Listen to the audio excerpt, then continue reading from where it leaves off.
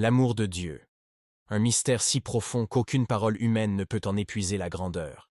Cet amour ne dépend pas de ce que nous faisons, ni de ce que nous valons, mais de qui Dieu est. Depuis le commencement, avant même que nous existions, Dieu avait déjà choisi de nous aimer. Il n'a pas attendu que nous soyons parfaits pour poser ses yeux sur nous avec tendresse.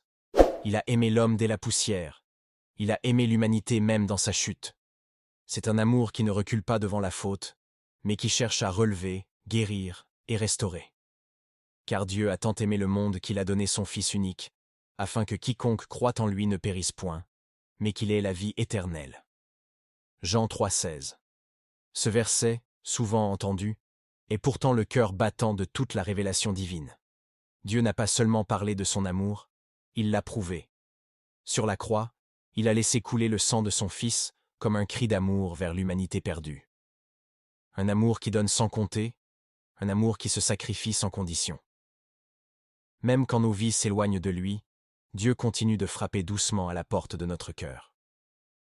Mais Dieu prouve son amour envers nous en ce que, lorsque nous étions encore des pécheurs, Christ est mort pour nous. Romains 5, verset 8. Cet amour n'est pas une émotion passagère. Il est éternel, fidèle et inébranlable. Là où le monde aime selon l'intérêt ou la beauté, Dieu aime selon sa nature. Même lorsque nous doutons, son amour demeure. Même lorsque nous tombons, sa grâce nous relève. Le prophète Ésaïe exprime cette fidélité divine avec une tendresse bouleversante. Les montagnes s'écarteront, et les collines chancelleront, mais mon amour ne s'éloignera pas de toi, et mon alliance de paix ne sera pas ébranlée, dit l'Éternel. Ésaïe 54, 10. Dieu n'aime pas de loin. Son amour nous entoure, nous pénètre, nous transforme. Il agit dans nos blessures, nos silences, nos saisons de désert. Même quand nous croyons qu'il se tait, son amour travaille en secret, préparant la restauration de notre âme. Le psaume 103 le dit avec une douceur inégalée. L'Éternel est plein de bonté et de miséricorde, lent à la colère et riche en amour. Psaume 103, verset 8. Cet amour n'est pas seulement une promesse lointaine. Il est présent ici et maintenant. Il coule dans nos vies comme une rivière qui ne tarit jamais. Il ne s'impose pas. Il se propose. Il ne condamne pas. Il invite. Il ne se lasse pas. Il espère. Dieu ne cherche pas des cœurs parfaits. Il cherche des cœurs ouverts. Il désire que tu saches, aujourd'hui, que tu n'as pas besoin de mériter son affection. Tu es aimé, profondément, infiniment, sans condition. L'amour de Dieu ne dépend pas de tes réussites, ni de tes échecs. Il est le même hier, aujourd'hui et éternellement. Car je suis persuadé qu'aucune chose créée ne pourra nous séparer de l'amour de Dieu manifesté en Jésus-Christ notre Seigneur. Romains 8, 39. Quand tu marches dans la peur, son amour est ton refuge. Quand tu traverses la solitude, son amour t'enveloppe. Quand tu doutes de ta valeur, regarde la croix. Elle est la preuve que, pour Dieu, tu vaux le prix du sang. Cet amour est la source de toute guérison intérieure. Il libère, purifie, relève, et quand il touche un cœur, il le change à jamais. Dieu ne veut pas seulement que tu saches qu'il t'aime, il veut que tu ressentes cet amour, que tu vives dans cet amour, que tu transmettes cet amour. Car c'est là le commencement de toute vie spirituelle. Être aimé de Dieu. L'amour que nous portons à Dieu n'est pas un simple sentiment religieux, ni une émotion du moment. C'est une réponse à un amour qui nous a précédés. Avant que nos lèvres prononcent son nom, Dieu nous aimait déjà. Et c'est pourquoi l'Écriture déclare avec force « Nous aimons, parce qu'il nous a aimés le premier ». 1 Jean 4, 19. Aimer Dieu, c'est donc reconnaître ce qu'il a fait pour nous. C'est dire « Seigneur, tu m'as aimé quand j'étais indigne. Alors je t'aime, non pour ce que tu donnes, mais pour qui tu es. » Notre amour envers Dieu naît de la gratitude, de la reconnaissance et de la foi. Ce n'est pas une obligation, c'est un élan du cœur. Mais cet amour demande plus que des mots. Il demande une vie.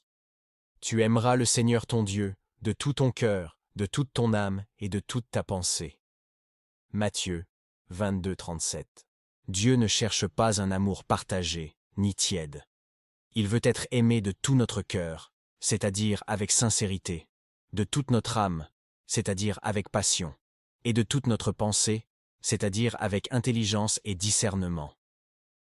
Aimer Dieu, c'est le placer au centre de tout ce que nous sommes. Cet amour se manifeste par l'obéissance. Jésus lui-même a dit « Si vous m'aimez, gardez mes commandements ». Jean 14,15. Notre amour envers Dieu n'est pas une émotion flottante. C'est une fidélité concrète, un choix quotidien. Il se révèle dans nos décisions, dans nos silences, dans nos sacrifices. Aimer Dieu, c'est parfois dire non à ce que le monde glorifie. C'est marcher à contre-courant. C'est garder sa foi même quand tout semble s'effondrer. L'amour véritable envers Dieu ne cherche pas les bénédictions, mais la présence. Il dit « Seigneur, même si je ne vois pas la lumière, je crois en toi. Même si tu sembles loin, je sais que tu es là. » C'est un amour de confiance, de persévérance et d'adoration. Comme une biche soupire après des courants d'eau, ainsi mon âme soupire après toi, ô Dieu. Psaume 42,2. Quand l'amour de Dieu envahit notre cœur, il devient notre plus grand besoin. Nous ne vivons plus seulement pour exister, mais pour plaire à celui qui nous a sauvés. Cet amour devient un feu intérieur, un feu qui ne s'éteint jamais. Mais attention, aimer Dieu n'est pas un amour qui se mesure à la ferveur du moment, ni à la beauté de nos paroles. C'est un amour qui se prouve dans la fidélité cachée, dans le secret de la prière, dans la constance, dans les petits gestes d'obéissance. L'Éternel prend plaisir à ceux qui le craignent, à ceux qui espèrent en sa bonté. Psaume 147, verset 11. Aimer Dieu, c'est apprendre à lui ressembler. C'est laisser son esprit modeler notre caractère, transformer nos désirs et purifier nos intentions. L'amour pour Dieu ne se limite pas à l'adoration du dimanche. Il respire dans chaque instant de la semaine. Il inspire nos choix, il éclaire nos pas, il change notre regard sur le monde. Et plus nous apprenons à aimer Dieu, plus nous découvrons qu'il n'existe pas de plus grande liberté. Car aimer Dieu, c'est être enfin libéré de soi-même. C'est déposer son orgueil, ses inquiétudes, ses ambitions à ses pieds et dire « Seigneur, que ta volonté soit faite, non la mienne. » Tu garderas dans une paix parfaite celui dont la pensée se confie en toi. Ésaïe 26,3. Quand nous aimons Dieu vraiment, tout change. Les blessures perdent leur pouvoir, les tempêtes perdent leur bruit, et le cœur trouve son repos dans la présence du Créateur. Aimer Dieu, c'est marcher dans une relation vivante, intime, sincère. Ce n'est pas une religion, c'est une rencontre. C'est chaque jour redire « Seigneur, je t'aime, non parce que tout va bien, mais parce que sans toi, je ne suis rien. » Et plus tu apprends à aimer Dieu, plus ton âme devient semblable à la sienne, douce, pure, compatissante. C'est dans cet amour que naît la vraie adoration. Un cœur entièrement donné, une vie entièrement consacrée, un amour qui ne cesse jamais de grandir. L'amour véritable ne s'arrête pas à notre relation avec Dieu. Il se prolonge, il s'incarne, il s'exprime dans notre manière d'aimer les autres. Parce qu'aimer Dieu sans aimer son prochain, c'est comme prétendre voir la lumière tout en marchant dans l'ombre. L'Écriture le dit sans détour. Si quelqu'un dit « J'aime Dieu » et qu'il haïsse son frère, c'est un menteur. 1 Jean 4,20. L'amour entre nous est la preuve visible de notre amour invisible pour Dieu. Ce n'est pas un simple devoir moral, c'est un fruit de la présence de Dieu en nous. Là où Dieu règne, l'amour se manifeste. Mais cet amour-là n'est pas toujours facile. Aimer ceux qui nous aiment est naturel. Mais aimer ceux qui nous blessent, qui nous trahissent, qui nous rejettent, c'est surnaturel. C'est un amour que seul le Saint-Esprit peut produire dans nos cœurs. Et c'est pourquoi Jésus a dit « Aimez-vous les uns les autres, comme je vous ai aimé ». Jean 15,12. Jésus ne nous demande pas d'aimer selon nos forces, mais selon son exemple. Il a aimé les faibles, les exclus, les pécheurs, ceux que tout le monde fuyait. Il a lavé les pieds de ses disciples, y compris celui qui allait le trahir. C'est cela, l'amour entre nous. Un amour qui s'abaisse, qui sert, qui pardonne. L'amour est patient. Il est plein de bonté. Il n'est pas envieux, il ne se vante pas, il ne s'enfle pas d'orgueil. Première épître aux Corinthiens. 13,4. L'amour chrétien ne cherche pas à avoir raison, mais à construire la paix. Il ne s'irrite pas devant les défauts, Il apprend la douceur. Il ne condamne pas dans la hâte, il choisit de comprendre. Aimer comme Dieu nous le demande, c'est refuser la vengeance et choisir le pardon. Supportez-vous les uns les autres avec humilité et douceur, avec patience, dans l'amour. Éphésiens 4:2. Le vrai amour est un acte de courage. Il ne consiste pas à fermer les yeux sur le mal, mais à répondre au mal par le bien. Aimer entre nous, c'est construire des ponts là où d'autres érigent des murs. C'est tendre la main, même quand on la repousse. C'est continuer à croire au bien, même quand tout semble corrompu. Cet amour ne dépend pas des circonstances ni des humeurs. Il vient d'un cœur qui a été touché par l'amour de Dieu. Car celui qui a goûté à la grâce devient capable de grâce. Celui qui a été pardonné apprend à pardonner. Celui qui a été relevé devient un instrument pour relever les autres. Par-dessus tout, revêtez-vous de l'amour, qui est le lien de la perfection. Colossiens 3:14. Aimer son prochain, c'est aussi choisir de voir le Christ en lui.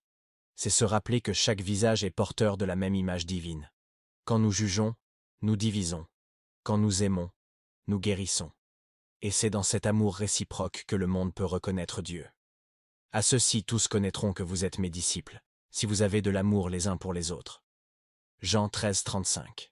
L'amour entre nous est la plus belle prédication que nous puissions donner.